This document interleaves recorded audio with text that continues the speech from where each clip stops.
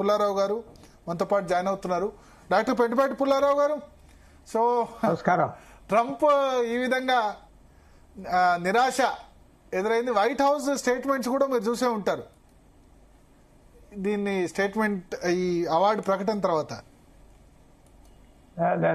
Last statement చూడలేదు, చెప్పండి ఏమన్నా లాస్ట్ స్టేట్మెంట్. నిరాశ కలిగించింది అని వాళ్ళు స్టేట్మెంట్ రిలీజ్ చేశారు. కరెక్టే. ఇంకోటి బరాక్ ఒబామాకి ఇచ్చి ట్రంప్ ఎందుకు ఇవ్వలేదు? ఆయన డెమోక్రాటిక్, రిపబ్లికన్ కదా. బరాక్ ఒబామాకి ఏం చేశారని ఇచ్చారు? బరాక్ ఒబామాకి 2009లో ఇచ్చారు. అవును. 2002లో మాజీ యుఎస్ ప్రెసిడెంట్ జిమ్మీ కార్టర్కి ఇచ్చారు. అవును. 1947లో మహాత్మా గాంధీకి ఇవ్వలేదు ఆయన పేరు వస్తే. మహాత్మా గాంధీకి ఎందుకు ఇవ్వలేదంటే అవి పాకిస్తాన్ ఇండియా మధ్యన గొడవలు జరుగుతున్నాయి, ఇవ్వలేదు. 1939, 40లో మహాత్మా గాంధీ పేరు వచ్చింది అప్పుడు, కానీ అప్పుడు కూడా యూరోప్ వాళ్ళకి ఇస్తున్నామని ఇవ్వలేదు. సో మనం ఏదో పెద్దగా తీసుకోక్కర్లేదు. నోబెల్ ప్రైజ్ అంతా వాళ్ళు పొలిటికల్ స్టేట్మెంట్స్ చేస్తా ఉంటారు. మీరు ఇందాక చెప్పారు కైలాష్ సత్యవర్తి అనే పేరు వినపడుతుందా? ఎందుకు ఇచ్చారు ఎవరికి అర్థం అవట్లే. పాకిస్తాన్ ఇద్దరిని కలిపి ఇచ్చేసారు. కల్పించారు. భారతదేశంలో బాధపడతారు అనుకుని ఇక్కడ నార్వేజియన్ ఎంబసీ చుట్టూరా తిరిగేవాడు ఆ కైలాష్ సత్యవర్తిని తీసుకొచ్చి ఇచ్చారు. కానీ దీంట్లో ఉన్న ప్రైజ్ లో గొప్పతనం ఏంటంటే నువ్వు ప్రైజ్ ఇచ్చినా విలువలేకపోతే మర్చిపోతారు జనం, మర్చిపోతారు. అది మర్చిపోదు మీరు. ఆ ప్రైజ్ కి తగ్గ మనిషికి ఇస్తే ఆ ప్రైజ్ వెలుగుతారు. ఆ ప్రైజ్కి తగ్గ మనిషి ఇవ్వకపోతే ఆ ప్రైజ్ ఎవరు పట్టించుకున్నాడు? కైలాష్ సత్యవర్తి పేపర్లో వస్తున్నాడా?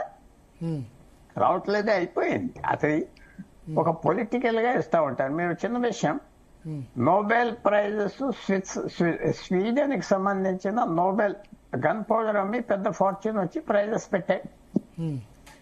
అన్ని ప్రైజెస్ వాళ్ళే ఇస్తారు. ఒక్క ప్రైజ్ మాత్రం నార్వేనేమన్నారు. So peace prize Norway government select చేస్తారు, కమిటీ ఇస్తారు. సో ఇది చాలా పొలిటికల్ గా చేస్తూ ఉంటారు. తప్పకుండా వెనుజులా ఆ లేడీకి ఇచ్చారు, మచాడోకి ఇచ్చారంటే అది డిజర్వింగ్ కూడా, డిజర్వింగ్. ట్రంప్ కి ఓపెన్ గా అడిగేది అది అంతా కరెక్టే. మిగతా వాళ్ళు క్వైట్ గా లాబీ చేశారు. అక్టోబర్ 2009లో ఒబామా 9 నెలలు ప్రెసిడెంట్ గా ఉండగా ఎందుకు ఇచ్చారో ఎవరికి తెలియదు. అతనే సర్ప్రైజ్ అయిపోయాడు. Black man first time American president విశేషంగా అవ్వాడు అని ఇచ్చారు. అంతే. ఆ షాక్ లో ఇచ్చారు నార్వేజియన్స్. ట్రంప్ చాలా ఒత్తిడి తీసుకొచ్చాడు యూరోప్ మీద, నాటో మీద, నార్వేజియన్ ప్రభుత్వం మీద. కానీ వాళ్ళు ఇంత ఒత్తిడి ఓపెన్ గా తీసుకొచ్చారు కాబట్టి ఇవ్వటం కూడా అవ్వలేదు. ఇస్తే అల్లరైపోతారని ఇవ్వలేదు, అవి బాగా లొంగిపోయారని. పాయింట్ ఏంటంటే ట్రంప్ డిజర్వ్డా కాదా, అంత తొందరగా ఇచ్చేస్తారా అంటే చెప్పలేము. ఇది పొలిటికల్ ప్రైజ్. కొద్దిగా అన్ని ఆలోచించిస్తారు నోబెల్ కమిటీ. రాజకీయంగా ఇంపాక్ట్ చూస్తారు, ఇవ్వకూడదని చూస్తారు. ట్రంప్కి ఇవ్వకపోవటంలో అతను ఎలాంటి వ్యక్తి అంటే రేపు యూరోప్ అంతా వెళ్తాడు, నాటో నుంచి బయటకు వచ్చేస్తాడా, ఏదో చేస్తాడు. దీని పరిణామాలు ఉంటాయి. పరిణామాలు లేవు అనుకోవటం కరెక్ట్ కాదు. పరిణామాలు ఉంటాయి, అంటే కూడా పరిణామాలు ఉంటాయి. అంటే ఇప్పుడు ట్రంప్ అవార్డు కోసం అని చెప్పి నేను 7 యుద్ధాలు ఆపానంటే వాళ్ళు అవార్డు ఇవ్వాలా?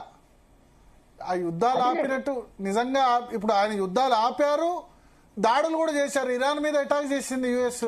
అందువల్ల అతను అదంటే మరి కిస్సింజర్ కి లే డక్ తో వియట్నాం మోడీకి ఎలాగిచ్చారు? కిస్సింజర్ అమెరికన్ ఫారెన్ మినిస్టర్ 20 లక్షల మందా 10 లక్షల మందా వియట్నామీస్ చంపేశారు. అతనే యుద్ధం పెంచేది. కానీ ఎలాగిచ్చారు? వాళ్ళు ఇచ్చేది నీ హిస్టరీకి కాదు, నీ పూర్తి చరిత్రకు కాదు.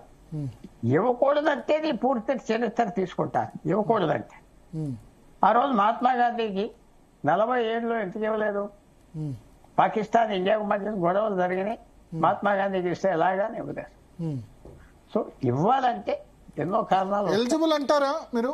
ఇవ్వచ్చు. నేను అనుకున్నా వాళ్ళు, నేను సగం ఈవేళ కూడా చాలా మంది అడిగితే 50% ఛాన్స్ ఉంటుంది అనుకున్నా. ఎందుకంటే డొనాల్డ్ ట్రంప్ ఇవ్వకపోవటం యూరోప్కి చాలా భయం వేస్తాం. 1945 నుంచి యూరోప్ అమెరికా ఒక అలయన్స్ లో ఉన్నారు. నాటో ఏంటి, చాలా అలయన్సెస్. అమెరికన్ ట్రూప్స్ 50,000 మందో 1,00,000 మందో యూరోప్ లో ఉన్నారు ఈవేళ కూడా. 45 నుంచి ఎన్నో బేసెస్ ఉన్నాయి. ట్రంప్ రెండోసారి ప్రెసిడెంట్ అవ్వగా మీరు మాకు సంబంధం ఏంటి, మీరు మమ్మల్ని యూజ్ చేస్తున్నారు అని దూరం పెట్టుకున్నాడు అమెరికా. ఇప్పుడు స్వీడన్ లేకపోతే ఈ నార్వే ఈ గవర్నమెంట్స్ మీద ఆయన ప్రతీకారం తెచ్చుకునే అవకాశం ఉందా? లేదు, ఎందుకంటే స్వీడన్ చాలా రిచ్ కంట్రీ. స్వీడన్ నుంచి ఎమిగ్రేషన్ ఒక్కడు కూడా వదిలి వెళ్ళడు స్వీడిష్ వాళ్ళు. నార్వేజియన్ అమెరికా అంత రిచ్ కాకపోయినా చాలా రిచ్ కంట్రీ. వాళ్ళకి సోవరెన్ వెల్త్ ఫండ్ ఉన్నది, $2 ట్రిలియన్ ఫండ్ ఉన్నది. ఆయిల్ అంతా అమ్ముకుని చక్కగా ఫండ్ లో పెట్టుకున్నారు. చిన్న దేశం అమెరికా అంటే భయం లేదు, లెక్క లేదు వాళ్ళకి. సో అమెరికాకి లొంగరాలి. భారతదేశం లొంగినట్టుగా, జపాన్ లొంగినట్టుగా, చైనా భయపడినట్టుగా స్వీడన్, నార్వే అమెరికన్ ప్రెషర్ ఏమీ పనిచేయదు వాళ్ళ మీద, ఏమీ పనిచేయదు. పనిచేయడం అంటే ఏదో ఒకటి మందబలం కదా, అమెరికాతో అవసరాలు లేకున్నా క్రియేట్ చేస్తారు కదా. అది కుదరదు. వాళ్ళు చాలా సీజన్ ఫెలోస్. నార్వేజియన్లు ఏమి సెయింట్స్ కాదు. రెండవ ప్రపంచ యుద్ధంలో వాళ్ళు న్యూట్రల్ గా ఉన్నారు, మీకు తెలుసో తెలీదు. యుద్ధం జాయిన్ అవ్వలేదు హిట్లర్ మీద యుద్ధం జాయిన్ అవ్వలేదు. అందువల్ల వాళ్ళు చాలా పొలిటికల్ పీపుల్. ఏంటంటే డబ్బులు చేతికి మీ ఉద్దేశంలో ట్రంప్ కు వస్తుందని మీరు అనుకున్నారు? 50-50 అనుకున్నా.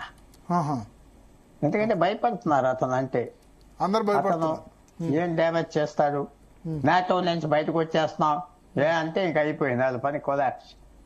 అది ఏంటి కొంచెం అతను అంటే అన్ప్రెడిక్టబుల్ గా ఉంటాను నేను అని అతను అంటాం. ఎందుకు అతన్ని ఇబ్బంది పెట్టడం? బాగా ఇబ్బంది పెడతాడు. ఇప్పుడు వాళ్ళని వదలడు, తిడతాడు, రేపు ఎల్లుండి తిడతాడు, లేకపోతే ఆలోచిస్తారు. కానీ కొంచెం మంచి చాయిస్ ఇచ్చారు, వెనజువేలాలో మంచి చాయిస్ ఇచ్చారు కాబట్టి అది కొద్దిగా ఆలోచించుకుంటా. ట్రంప్ అక్కడ వెనిజులా గవర్నమెంట్ మీద, ఇప్పుడున్న ప్రభుత్వం మీద అసంతృప్తి కాబట్టి అక్కడ ప్రతిపక్ష నేతకి ఇస్తూ అట్లా బ్యాలెన్స్ చేశారు అనుకోవచ్చా? మంచి చాయిస్. ఎందుకంటే ట్రంప్ ఎవరో పనికిరాని వాళ్ళకి ఇచ్చారు, అంతానికి వీలు లేదు.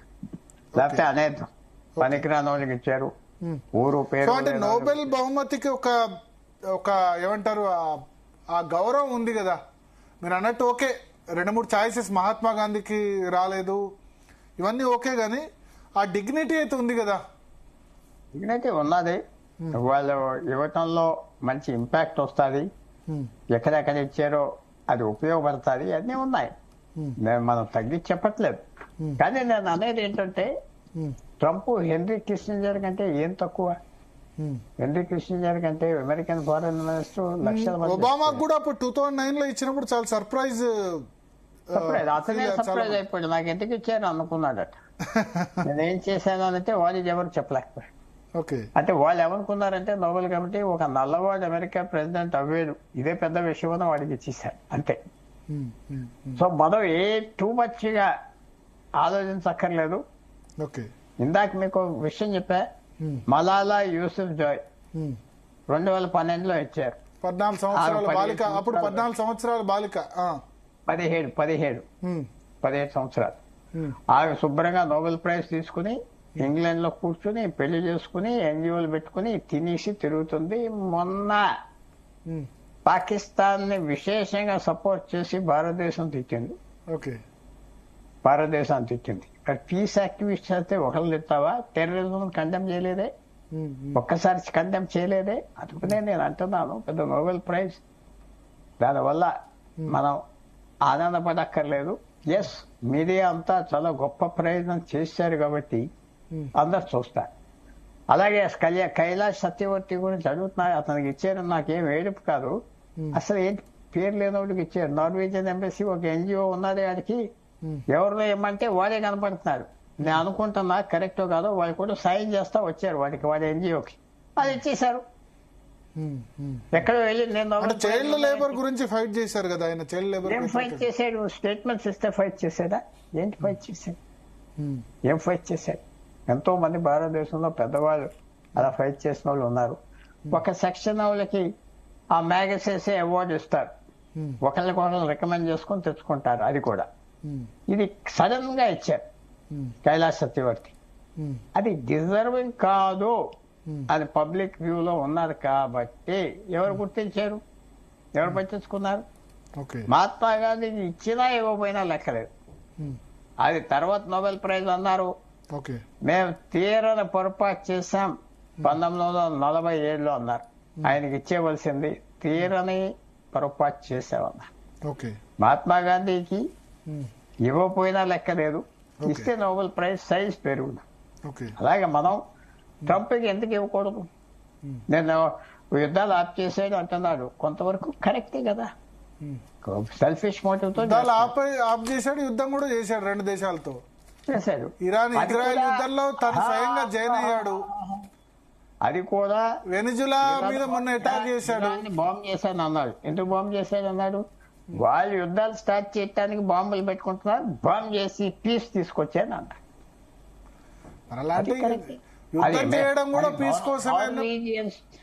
నార్వీజియన్స్ తో సహా ఆయన నాటో మీటింగ్కి వెళ్ళాడు. అది యుద్ధం అవగానే చేయకుండా అందరూ పీస్, యుద్ధం చేయకుండా శాంతి తీసుకొస్తే గొప్ప గాని యుద్ధం చేసి అందరినీ కథం చేసి పీస్ ఇంకా ఎవరు బతికి పెట్టకుండా రేపు ఫ్యూచర్ లో శాంతి తీసుకొచ్చా అంటే అది కరెక్ట్ అవుతుందా? ఏం థింగ్ ఏంటంటే మహాత్మా గాంధీ అహింస సిద్ధాంతం అన్నారు, అహింస ప్రకారం వెళ్లారు ఆయన సిద్ధాంతాల్లో. అతను ఒక దళైలామా కాదు, మహాత్మా గాంధీ కాదు. అసలు మహాత్మా గాంధీతో ఎవరు కంపేర్ చేయలేవు, అది చెప్తున్నా. ఓకే. కానీ ట్రంప్ స్టైల్ వేరు. ట్రంప్ డిమాండ్ చేశారు, అది ఇవ్వకపోతే ఇప్పుడు కోపం వస్తుంది. ఎలాగా ఏం చేస్తాడో చూడాలి. అతను పడిపోడు మనిషి, చాలా రియాక్ట్ అవుతాడు. అతను Thank you. కక్ష సాధిస్తాడు. యా, థ్యాంక్ యూ పుల్లారావు గారు. సో మొత్తానికి స్పందన, ట్రంప్ అయితే విచిత్రంగా చాలా ఎక్స్పెక్టేషన్స్ అయితే పెట్టుకున్నారు. ఇవాళ వైట్ హౌస్ స్టేట్మెంట్ కూడా దాన్నే రివీల్ చేస్తుంది. చూద్దాం, తిక్కలోడు కాబట్టి ఏం చేస్తాడో తెలీదు. నార్వే మీద అటాక్ అన్నా చెప్పలేం రేపు పొద్దున. నార్వే మీద స్వీడన్ మీద అటాక్ చేసేస్తాం, నీ నోబెల్ బహుమతి ఇచ్చేవాళ్ళు వీళ్ళు నాకు గుర్తించలేదన్నా చెప్పలేం, వాళ్ళ మీద టారిఫ్లు వేస్తామన్నా చెప్పలేం. ఆల్రెడీ యూరోపియన్ యూనియన్ మీద వేశాడు, వీళ్ళు కూడా యూరోపియన్ యూనియన్ లో భాగస్వాములే. ఇంకా టారిఫ్ ఎక్కువ చేసినా ఆశ్చర్యం లేదు. మొత్తానికి అవార్డుల కోసం అంటే అవార్డుల కోసమే, నోబెల్ బహుమతి కోసమే లాస్ట్ 1 year గా ఆయన జనవరిలో అధికారంలోకి వచ్చినప్పటి నుంచి 10 నెలల పాటు దానికోసమే ఇవన్నీ చేస్తున్నట్టుగా అనిపించింది నాకైతే ఒక విధంగా. అంటే ఇప్పుడు ఈ నిర్ణయం అమెరికా రాజకీయాలపై ఏమైనా ఎఫెక్ట్ చూపిస్తుంది? ఎట్లా అంటే అమెరికా రాజకీయాల మీద ఏమి ఎఫెక్ట్ ఏమి ఉండదు. ఆబ్వియస్లీ డెమోక్రాట్స్ రిపబ్లికన్స్ వాళ్ళు డిఫరెన్స్ ఉంటాయి కదా. రిపబ్లికన్స్ కావాలంటారు, ట్రంప్కి ఇవ్వాలంటారు, డెమోక్రాట్స్ ఆయన ఏంటి అని చెప్తూ ఉంటారు. బట్ అమెరికన్ పాలిటిక్స్ కంటే ఇంటర్నేషనల్ పాలిటిక్స్, యూరోపియన్ యూనియన్ మీద, నార్వే మీద, స్వీడన్ మీద ఆయన ఏమైనా ప్రతీకారం తెచ్చుకుంటారా, వాళ్ళ మీద టారిఫ్లు వేస్తారా అన్నది చూడాలి. ఆ దేశాలు కూడా అందుకనే బహుశా వెనిజులాలో ప్రతిపక్ష నేతకి ఇచ్చాయి. వెనిజులాలో ఉన్న ప్రభుత్వం మీద ట్రంప్ హ్యాపీగా లేరు. సో బహుశా ఆయన్ని మధ్య మార్గంగా కన్విన్స్ చేసేందుకు ట్రంప్ అవార్డు ఇచ్చినా ఆ కమిటీకి కూడా వాల్యూ పోతుండే. ఈయన ఒత్తిడి తీసుకొచ్చారు, నాకు ఇవ్వండి ఇవ్వండి ఇవ్వండి ఇవ్వండి అని చెప్పి. ఎందుకంటే ఎప్పుడు కూడా సర్ప్రైజ్ ఛాయిస్లు. కెన్యాలో వంగరి మాతయ్యకి ఇచ్చారు, Kailash Satyarthi surprise choice, Barack Obama surprise choice. అంటే ఎవరు ఊహించని వాళ్ళకి అవార్డులు ఇస్తూ వస్తున్నారు.